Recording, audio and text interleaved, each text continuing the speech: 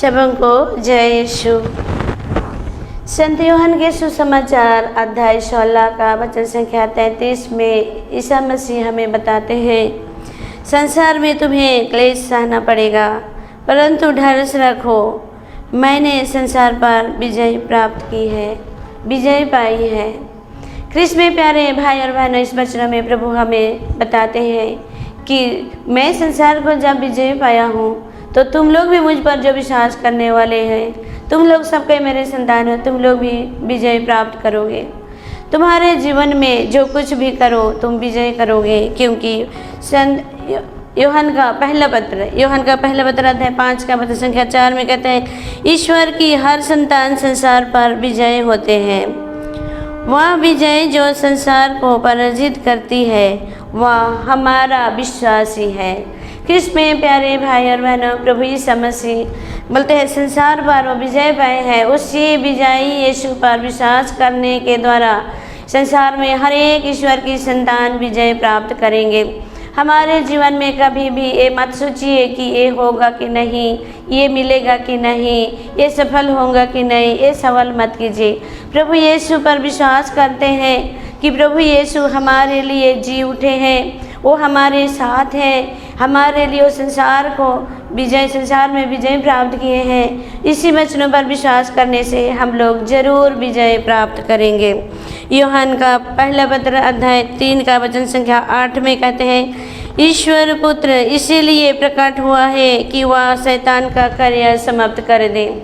हमारे जीवन में जो असफल होता है, जो शैतान हमारे जीवन में रुकावट डालता है, इसलिए हम लोग जीवन में असफल हो जाते हैं। इसलिए प्रभु कहता है कि तुम्हारे जीवन में जो भी रुकावट आता है वो शैतान की हर काम को विनाश करने के लिए, समाप्त करने के लिए ईश्वर के पुत्र अर्थात ईसा मसीह प्रकट हुए हैं। जब ईसा मसीह हमारे जीवन में प्रकट हो गए हैं तो हम लोग जरूर विजय प्राप्त करेंगे। दूसरा तिमोथी का ग्रंथ अध्याय 2 वचन संख्या 8, तिमोथी का दूसरा पत्र अध्याय 2 का वचन संख्या 8 में कहता है, दाऊद के वंश में उत्पन्न मृतकों में से पुनर्जीवित ईसा मसीह को बराबर याद रखो। जब हम लोग पुनर्जीवित यीशु को याद करेंगे कि वो संसार को विजय पाया है, मृत्यु को विजय पाया है, मृत्यु में से विजय पाया है, जी उठा है, इस वचनों पर जब हम लोग याद करेंगे तो हम लोग हर काम में हम लोग भी विजय प्राप्त करेंगे। हमारे जीवन में कभी हार मत मानिए। आप लोग अपने जीवन में कोई भी किसी भी काम में हार ना माने, विजय प्राप्त करना ही है, क्योंकि ईसा संसार में विजय पाया है। निर्गमन ग्रंथ अध्याय 14 का वचन संख्या 13 और 14 में कहता है, डरो मत, धीर बने रहो और यह देखो कि किस प्रकार प्रभु आज तुम लोगों का रक्षा करेगा। प्रभु ही तुम्हारी ओर से युद्ध करेगा, तुम्हें कुछ नहीं करना पड़ेगा। हम लोग जो भी करने जा रहे हैं ये मत सोचिए कि मैं करूँगा।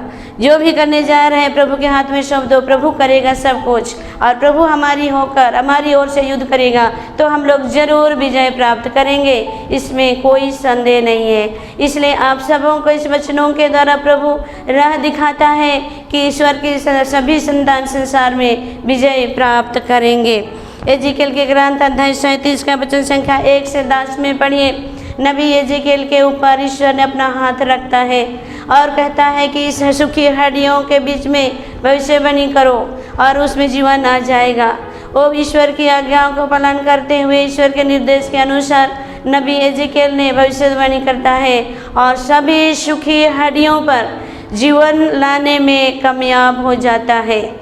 इसी तरह हम लोग भी प्रभु यीशु के वचनों पर विश्वास करेंगे, उनकी आज्ञाओं को पालन करेंगे, उसी का दिखाए हुए रास्ता पर चलेंगे तो हम भी हर एक काम में कामयाब हो जाएंगे, हम भी विजय प्राप्त करेंगे।